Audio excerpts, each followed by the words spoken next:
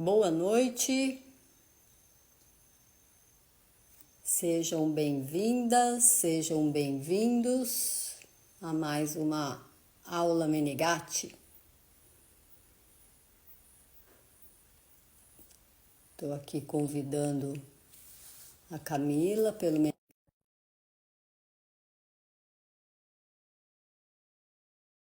Agora eu vou convidar a Simone também, que faz parte da nossa equipe do Menegatti Digital.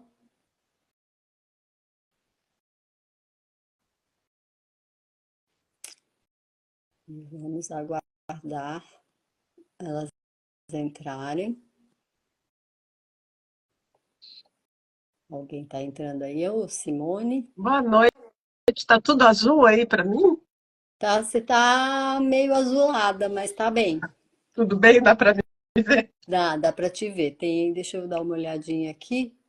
Boa noite, pessoal. Então, lembrando que as pessoas que vão entrando não precisam pedir para entrar. Assim que você clica no ícone do ao vivo do Menegatti, você já está assistindo. Você não precisa mais pedir nada, tá bom? Menegatti Digital não está conseguindo. Deixa eu chamar ela de novo. Convidar novamente. Acho que ela não estava. Ainda não estava online. Vamos lá, Menegatti Digital, eu já te convidei. Ah, muito bem. Deu certo. Então tá bom. Boa noite. Estão me ouvindo? Boa Sim, noite. então tá Estamos bom. ouvindo bem. Tudo bem. Então vamos lá. Vamos começar a nossa conversa. Na verdade, a gente chamou de aula, né? Mas a gente está querendo trazer informações para você sobre esse tema da respiração, né? Então, a respiração é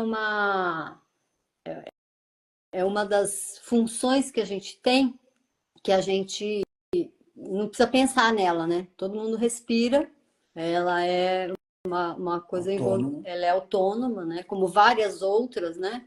Mas ela chama mais a atenção porque a gente tem um certo controle sobre a respiração. A gente pode mudar a respiração. Então a gente não consegue, por exemplo, a gente não consegue mudar o batimento cardíaco, né? Mas a respiração a gente consegue controlar. Então, a nossa ideia, né, é trazer aqui informações para as pessoas, porque a gente ouve muitas pessoas falar, eu não sei respirar, ou, nossa, eu subo uma escada e fico esbaforido, né? Subo uma ladeira, não consigo nem conversar depois, ou passo o dia e tô cansado, eu tô achando que eu não, sei lá. Qual a técnica para Qual a respirar quando eu estou técnica correndo? para isso também? O que que eu faço quando eu tenho que respirar? Então, a Se gente existe um jeito certo ou errado, né? isso, né? Aí vem o cara lá que vem te dar uma técnica da respiração diafragmática, né? Que a gente acha muito interessante eles falarem dessa forma, porque não tem uma respiração que o diafragma não Esteja funcione, né? ativo. Não esteja ativo. Enfim, para quem não sabe, né, o diafragma é um músculo da respiração, O principal. né? O principal músculo da respiração, tá bom?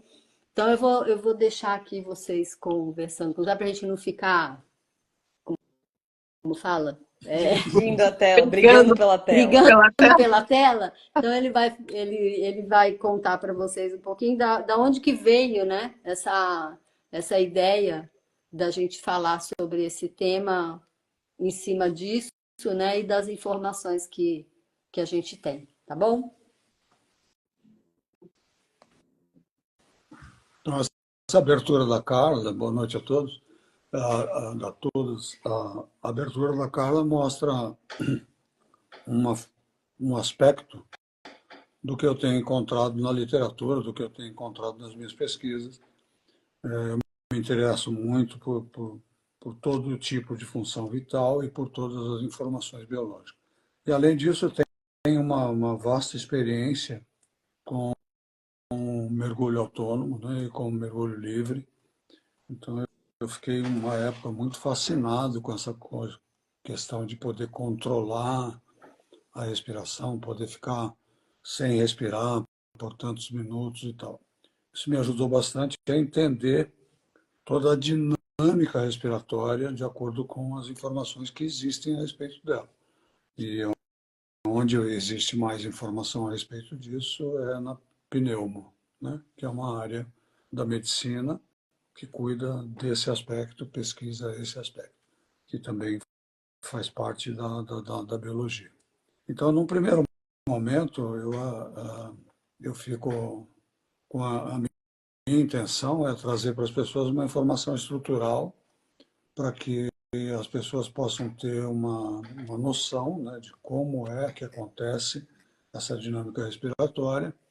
E a minha sugestão é, entra na internet, procura uma imagem do tórax humano, tem várias imagens muito bem feitas, muito bacanas, que dá para você ter uma noção de como está a organização dos órgãos dentro do que a anatomia chama de caixa torácica, né? A Camila está mostrando uma das imagens ali. Então, nós temos o coração, temos os pulmões, né? E vejam que logo abaixo está a imagem do diafragma, essa em vermelho, né?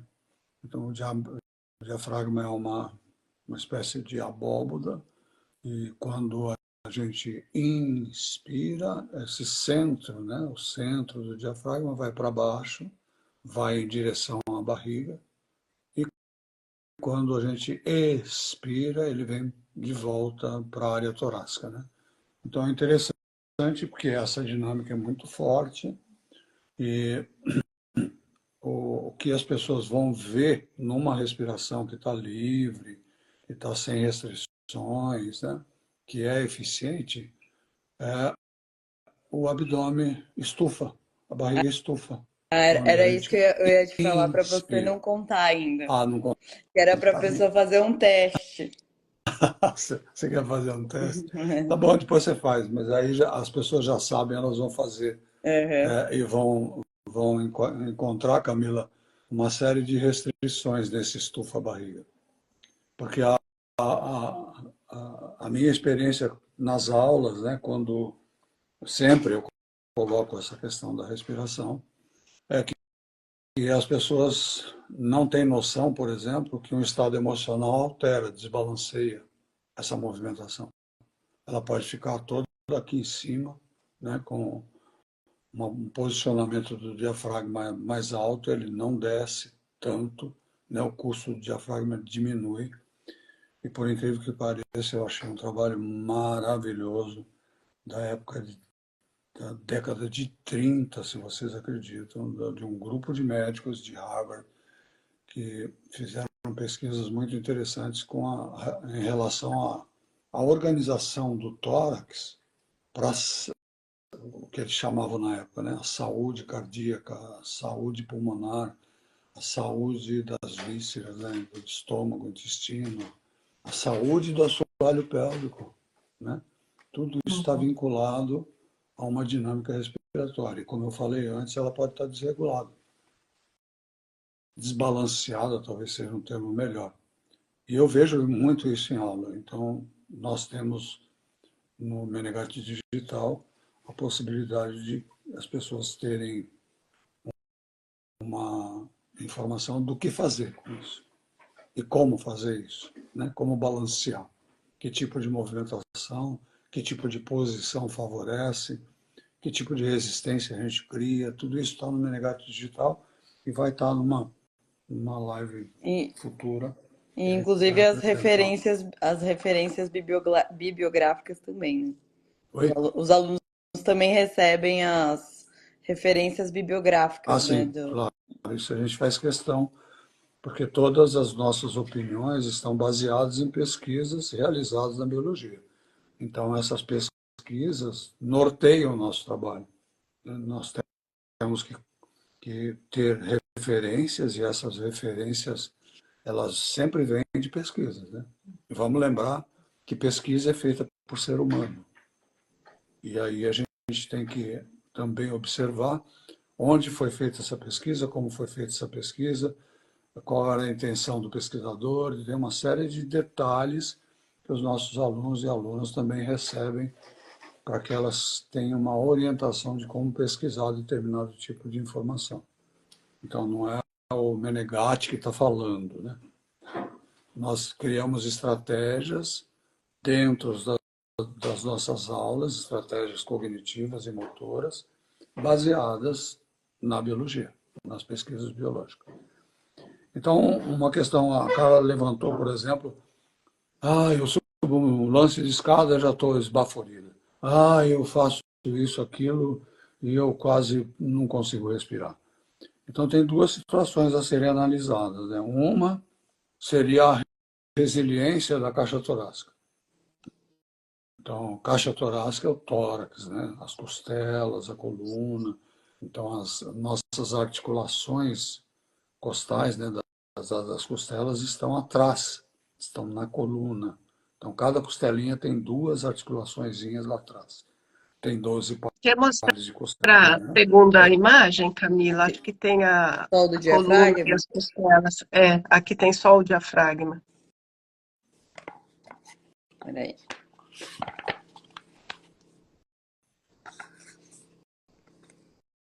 Tá? Então, a dinâmica, se vocês olharem direitinho, vão ver que entre cada costela, né, entre uma e outra, existem camadas de músculos, uma nesse sentido e outra nesse sentido, elas são meio cruzadas, que permitem um movimentinho das costelas, elas giram, né, e sobem como uma alça de balde. O ponto de referência é o externo, né, esse ossinho aqui, né? Então, esse osso, se vocês olharem numa pessoa com asma, por exemplo, né, você vai ver que a pessoa, ao respirar, esse osso vai em direção ao queixo, né?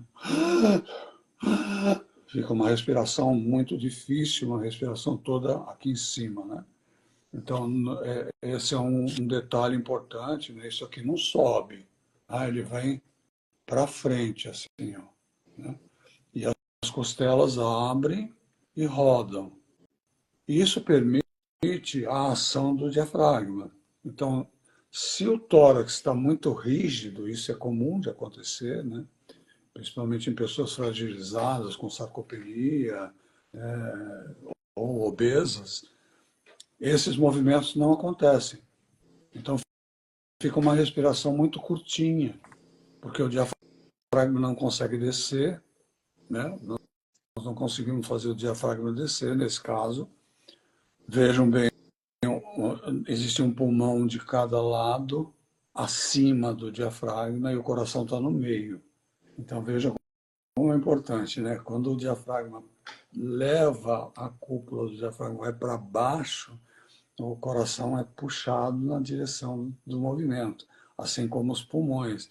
Então, aqui vai um termo meio técnico para vocês observarem, né? Existe um nível de pressão intratorácica. Vocês conseguem encontrar isso também na internet, pressão intratorácica. Vocês vão ver lá que tem uma mensuração, tem testes para fazer, para definir qual é essa pressão ideal. E essa pressão aqui também interfere na pressão intracraniana. Você raciocina, são pressões, né, intracraniana, intratorácica e intraabdominal. Então, essas pressões se equalizam a partir dessa dinâmica respiratória. Vê como é complexo? Não é uma coisa assim em si, sabe, só, né?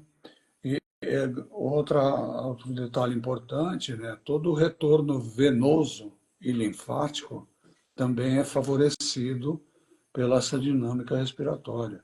Então, manter a caixa torácica, eu não gosto muito desse nome, né? O tórax resiliente, sabe, com capacidade de movimentação, não rígido, é um fator importante, né? Manter as curvas da coluna bem organizadas é um fator muito importante. Então, esses são os aspectos estruturais, né? a quantidade de ar que entra, né, numa inspiração forçada, no teste, né, pode chegar a 5 litros de ar. É bastante, né? Agora, na respiração em repouso, é pouquinho, não é muito. Agora, quando tu fica muito pouquinho, aí fica complicado. E voltando ao esbaforido, o esbaforido não está relacionado diretamente com a capacidade de ventilação. Também está, mas não é só. Depende da capacidade pessoal de consumo de oxigênio. Esse é um outro detalhe que a gente vai abordar com mais informações na próxima live. Então, esse consumo de oxigênio só é possível melhorar se a pessoa não é sedentária. Só é possível melhorar se a pessoa não está obesa, se ela não está com sobrepeso. Caso contrário, impossível melhorar o consumo de oxigênio. Para vocês terem uma ideia, uma pessoa comum, não pessoas envolvidas com atividade competitiva, profissional. Admite-se, né, existem escalas de valores de referência que uma pessoa comum deveria estar em torno de 30 a 40 mililitros por quilo de peso por minuto, o consumo de oxigênio. Olha que bacana. Você consegue traduzir isso para as pessoas? Isso precisa, nós podemos oferecer referências de equivalência metabólica, é uma equivalência interessante. Nós podemos oferecer a dinâmica de pesquisa do Cooper, que tem testes de campo também bastante interessantes, mas isso a gente vai fazer mais para frente. Voltou a carta. Eu voltei para poder ajudar nesse Tradução, por consumo, favor, na cara. tradução do consumo de oxigênio, né? Então, quando a pessoa está respirando, o ar passa pelo pulmão. Nesse momento que o ar passa pelo pulmão, o oxigênio passa para dentro do sangue e o gás carbônico sai de dentro do sangue. Esse oxigênio vai ser levado para todas as células. E em cada célula, ele vai ser utilizado. Então, essa capacidade, né, de utilização do oxigênio por cada uma dessas células, é isso que o Zé tá falando. Então, que tem o nome de consumo máximo de consumo máximo de oxigênio, né? E eles conseguem medir isso em mililitros, né? Então, a gente sabe que, por exemplo, a gente pode botar quantos litros de ar dentro de uma garrafa. Então, eles conseguem medir isso, Em né? laboratório. Em laboratório. E em testes de campo. E esses testes de campo que são feitos, eles trazem essa equivalência. Mas eu acho que assim, o que importa, na verdade, é a pessoa saber que não necessariamente é só a questão da respiração em si, né? Dessa dinâmica respiratória só. Ah, eu não consigo respirar. Não, você pode até estar conseguindo respirar, mas você não tem essa capacidade de levar oxigênio suficiente para que as células estejam em atividade. E aí você vai cansar, você vai começar a aumentar cada vez mais a sua respiração, o número de respirações por minuto, para poder atender essa demanda. Só que né? não tem. Só que não tem. Aí vai chegar uma hora que você está esbaforida e vai parar, porque não adianta mais, né? Você não tem mais como continuar aumentando esse Não número tem uma de... pilulinha que se toma. Tá? Então, é uma coisa que você vai adquirindo aos poucos essa capacidade, né, de aproveitar melhor esse oxigênio que entra. E não exatamente experimentando uma técnica respiratória é que ela vai melhorar isso, né? São outros fatores que vão contribuir. Não, esse é um processo bem complexo, porque nós temos que considerar toda a dinâmica metabólica, né? Existe todo um processo também de estudos, por exemplo, da mitocôndria, que é uma organela que existe em cada célula, que funciona para que a gente tenha um consumo maior de oxigênio. Não é uma coisa tão simples. Então, E leva pro tempo, leigo... né, Zé? Oi? Leva tempo, né? A Sim, melhora. demanda em tempo. Demanda em tempo. É um tempo biológico, né, Simone? Nada acontece de um dia para o outro, né? Essa referência que eu passei, né, do posicionamento dos órgãos, que esse grupo de médicos pesquisou na década de 30, mostra algumas imagens da época muito interessantes, né? E, vamos imaginar uma postura muito comum hoje, que é essa da cabeça projetada à frente, né? Em que a curva cervical é alterada em relação ao que seria eficiente. A curva torácica também é alterada em relação ao que seria eficiente. E a curva lombar também é alterada. Então, as costelas também mudam de posição. Aí nós temos, nessas imagens que eles coletaram na época, e seria interessante fazer isso de novo, muda a posição do coração, muda a posição dos pulmões, muda a posição do intestino, do estômago, Do do pâncreas. fígado, do pâncreas, de todos os órgãos. Inclusive, uma imagem muito interessante mostra que essa posição muda a posição do cérebro. Eu achei muito rica essa informação da época e seria muito interessante ter alguém com condições de pesquisa de laboratório fazendo isso de novo, né?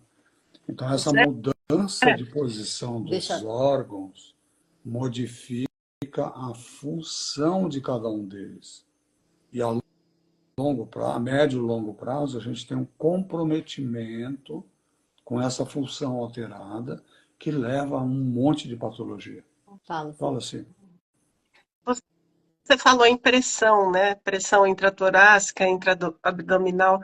Uma coisa muito frequente nas minhas aulas, e eu vi isso a vida inteira, são pessoas que, ao fazer força, elas prendem a respiração. Você podia comentar um pouquinho da consequência disso e da importância de se manter com essa respiração livre Posso durante a sim. atividade? Essa é uma estratégia utilizada no fisiculturismo, em que as pessoas levantam pesos muito grandes, muito pesados, muito grandes, acho que cabe, né? E há um bloqueio inspiratório para fazer com que aconteça o movimento. Isso se chama manobra de Valsalva. Ela não é recomendada, não pode ser feita, tá? Essas pessoas que fazem isso correm riscos, elas são pessoas muito experientes, conseguem fazer isso com certa eficiência, com certa segurança, mas não se deve fazer isso, porque a pressão intratorácica aumenta muito e a dinâmica de pressão arterial e venosa também cai pra caramba. Simples, aumenta muito a resistência interna, Uhum, né, porque aumenta a pressão. Então, isso não é recomendado que seja feito, não bloqueia a respiração, não. E também uhum. não precisa ficar levantando um monte de peso para nós que somos pessoas que não estamos ligadas ao fisiculturismo. Aproveitando essa pergunta, né? Existe ainda hoje a orientação de muitos profissionais na área da saúde para que a pessoa mantenha a contração do abdômen para proteger a coluna lombar. O que acontece também com a dinâmica respiratória, com a dinâmica de pressões, quando a pessoa tenta conscientemente, em vários momentos, manter essa contração? Então, nós temos como ponto de referência a Universidade de Waterloo, no Canadá, com Stuart McGill, que é um médico que estuda há muitos anos lombalgia. E a fala dele é: por favor, não contraiam voluntariamente o abdômen, vocês vão atrapalhar a estabilização lombar. Não reforcem o abdômen com a movimentação abdominal de flexão e extensão. Vocês vão aumentar a fragilidade lombar, não ao contrário, entendeu? Coloca na Então, isso está há respiração. tanto tempo. E a dinâmica respiratória, numa pessoa que anda com o abdômen totalmente contraído, voluntariamente, conscientemente, aumenta demais a pressão intrapélvica e intratorácica. Então, Intra-abdominal. dificulta muito o fluxo, o curso do diafragma para baixo e para cima, que é o movimento natural da respiração. Então, isso é uma contribuição do Stuart McGill, que é muito importante, que a gente traduz também para os nossos alunos, mostrando não pode fazer isso, sabe? Não pode fazer isso. Aliás, não pode fazer nenhum tipo de contração isométrica, voluntária, nunca, porque isso é uma dinâmica tão delicada entre atividade isométrica, excêntrica, concêntrica, que quando eu faço alguma coisa voluntariamente, eu quebro esse balanceamento e demora, olha, para reeducar isso um monte.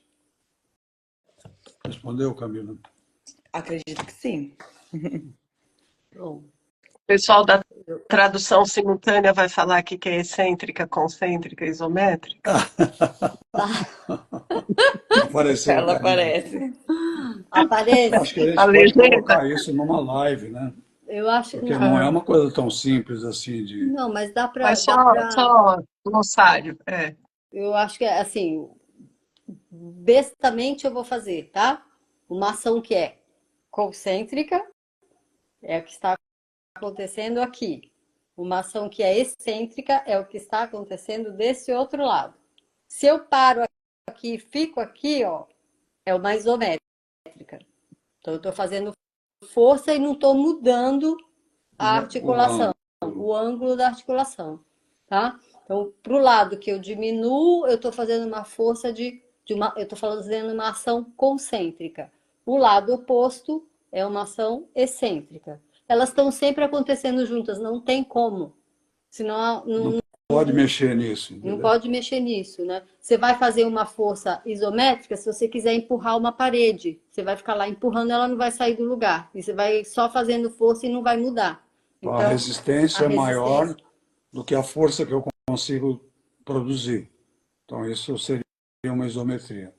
E aí tem uma Traduzir? dinâmica também muito interessante, essa explicação da Carla pode nos ajudar, é assim, olha, no tronco existe uma dinâmica de atividade muscular. Nas pernas e nos braços é completamente diferente. Então, nós teríamos que ter toda uma hora, pelo menos aqui, para dar uma pincelada nessa dinâmica Não. tão complexa Vem estudar que com a gente, que aí a gente Aprofunda. essa relação. Se você é profissional, você vem estudar com a gente aprofunda isso. E se você não é profissional, você vem fazer aula com a gente, que aos pouquinhos a gente vai te explicando como que isso acontece. A gente pode até aproveitar esse gancho agora e fazer a nossa propaganda no Menegate Digital, né? Se você não tem um profissional perto de você que trabalhe com a nossa proposta, a gente tem o Menegate Digital, né? E, inclusive, o Menegate Digital, na semana que vem, vai colocar na aula mensal Aprendendo com o Menegate a prática em cima do que a gente está falando hoje. Então, como a pessoa vai percebendo a questão dos ajustes que ela vai fazendo durante a movimentação. E isso daí, com diferentes ritmos, em diferentes posições. Então, a gente vai propor no Aprendendo com o Menegate desse mês A prática do que está sendo falado uma prática do que nesse está momento. sendo falado. Obrigada. Eu queria colocar aproveitando que a Carla colocou, Deixa eu nosso só grupo. acrescentar uma coisa, Zé, da fala da Carla. Eu acho que é importante ressaltar, existe muita coisa que fica fazendo um trabalho respiratório em que a pessoa fica sentada ou deitada, mas raramente você vê esse trabalho de percepção, de manter a respiração natural, de deixar a aceleração acontecer em movimento, e num movimento que é um movimento que depois você vai conseguir fazer isso no seu cotidiano. Vai Né? estar Conseguir presente. vai estar presente já porque você já pesquisou e no momento que você quiser prestar atenção nisso, você sabe caminhos para prestar atenção nisso. Mas numa atividade que é a atividade natural de viver, né? Não apenas sentado ou deitado. E acrescentando isso que a Si comentou, que eu acho que uma das informações que estão dentro das aulas gravadas, né, do Menegate Digital, mas cabe ao tema, é que o que eu acho interessante que o Zé comenta em uma das aulas é que não existe uma mudança de respiração se não tiver alteração estrutural. E para que tenha uma alteração estrutural, você precisa de intensidade. Então, a pessoa ficar parada, né, realizando essas respirações, na prática, na vida real, pouco se ganha, né? Bom, Então, o que a Carla acabou de colocar, nosso grupo está interessado, parece incrível, mas todo mundo está querendo ensinar know-how, né? O como fazer. Nós estamos um passo antes, ou atrás, se quiser. Nós queremos mostrar para as pessoas o que fazer para melhorar, o que não fazer para não estragar, e depois a gente ensina como fazer e como não fazer.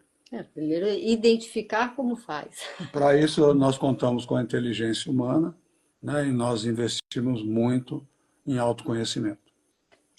Cara, eu acho que só faltou um ponto para o Zé comentar, Hum, né, que ainda sobre respiração, é que dependendo do tipo de respiração que a pessoa tem, acaba tendo várias consequências, inclusive hormonais.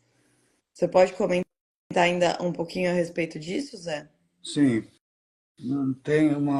existem pesquisas muito interessantes que mostram com essa respiração, vamos chamar de rasa, né, curtinha, essa respiração que fica, né, que é muito comum isso, não só em patologias, mas em pessoas obesas, em pessoas ansiosas. ansiosas, pessoas fragilizadas, né? Essa respiração que acaba vindo para a boca, né? Então nós temos uma coisa muito interessante. A respiração humana, ela precisa acontecer pelo nariz, ela não pode acontecer pela boca. A saída do ar precisa ser feita pelo nariz, não pode ser feita pela boca. Só para E falar, tá? falar tem que sair pela boca, não tem jeito. Cantar. Mas nesse raciocínio tem um processo fisiológico muito interessante, porque veja bem, nessa pesquisa o pesquisador mostra que essa respiração curta é como se a pessoa estivesse em perigo. Então muitos hormônios do estresse são aparecem na corrente sanguínea imediatamente para que ela encontre um jeito de sair dali ou de resolver a parada. Normalmente isso não acontece, porque a pessoa fica naquele padrão respiratório desbalanceado, e o que acontece? Ela fica num estado estressante por muito longo tempo. E ninguém saudável consegue ficar em estado estressante por longo tempo. Então, essa é uma das razões dessas alterações hormonais que acontecem com o desbalanceamento da movimentação respiratória e, como nós comentamos antes, por um baixo consumo de oxigênio, né? Por uma dinâmica fisiológica comprometida. E vamos lembrar, né? A respiração, a movimentação, voltando para a estrutura, ela colabora retorno venoso, retorno linfático, ajuda na digestão e ajuda na excreção. Então não pode ficar controlando conscientemente, contraindo áreas que alterem essa dinâmica. Isso a gente pode também abordar com muito mais cuidado, com muito mais informação, e mostrar na prática como fazer isso. Deixa eu só colocar só uma coisinha em relação a essa questão que o Zé falou de pressão. E são variações pequenas de pressão que já vão estar dando essa interferência. Não é que você precisa fazer uma contração muito forte do abdômen, não. Uma pequena contração que você faça, você já está alterando. Então, toda essa dinâmica que existe de movimentação que é dentro, né, da gente, sob a pele, elas estão sendo alteradas. E aí você vai ter mais esforço do coração, mais esforço do pulmão, mais esforço, sabe? Então, acaba indo para um lugar do desgaste. Quer dizer, quando eu começo a usar... E da patologia. E da patologia. Acho que chega, né? Chega, Hoje chega. Só um comentário, né? Que a Lívia comentou quando a gente falou sobre esse bloqueio da respiração na hora de fazer força. Ela comentou que esse bloqueio da respiração não é consciente. Então, talvez fique a dica de quando você for realizar uma atividade de força, você perceber para não fazer esse bloqueio. E se Olha, ainda assim Lívia, esse bloqueio estiver acontecendo, talvez você esteja lidando com isso. uma Com sobrecarga. todo respeito a quem fez a pergunta, a minha. bloqueio de respiração é consciente. Então, o que tem uma coisa que as pessoas não entendem, que é assim, o bloqueio da respiração, de alguma forma, ele foi aprendido. A gente não sabe muito bem em que lugar houve essa aprendizagem das pessoas fazerem esse bloqueio da respiração, tá? Então, eu acho que ele se tornou automático na movimentação Hábito, virou hábito, virou exato. hábito. E perigosíssimo. E aí é uma questão das pessoas estarem se educando, que é a nossa intenção, é a gente ir educando as pessoas com essas informações e com movimentações para que esse hábito seja deixado de lado. Eu Ok? posso fechar agora com uma coisa interessante? Tem um trabalho interessante de biologia que mostra assim, olha, imagina 100% das atividades biológicas. Atividade biológica é o que mantém a vida, que mantém a saúde e o bem-estar. Né? 100%. Quanto nós, meros mortais, conseguimos controlar? Apenas 15%. E aí tem um outro trabalho muito interessante, não um, vários, mostrando que 15%, quando a pessoa tem uma eficiência proprioceptiva muito alta, porque a maioria não chega a 3% de controle. Então vejam bem, os processos biológicos não estão nem aí para o seu cognitivo. Você quer mandar nisso, você vai morrer.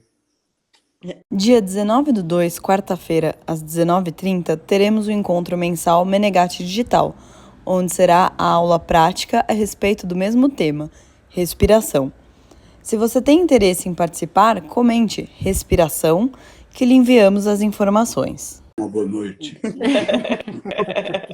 Não, fica um convite aqui para você, a gente vai estar trazendo essas informações, se você quiser participar do Aprendendo Menegate, né?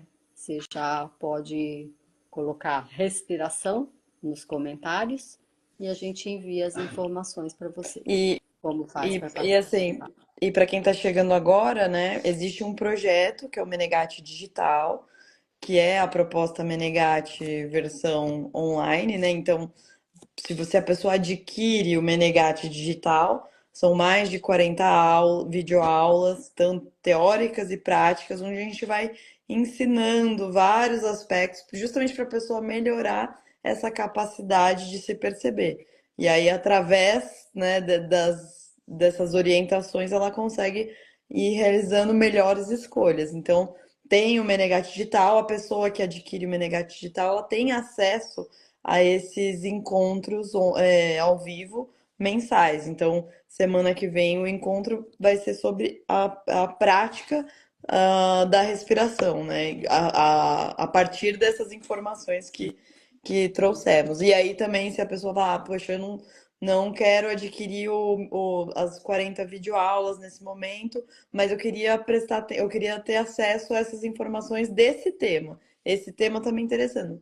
Então a pessoa pode adquirir de maneira avulsa, né, ao encontro mensal que eu aprendendo com o Menegate.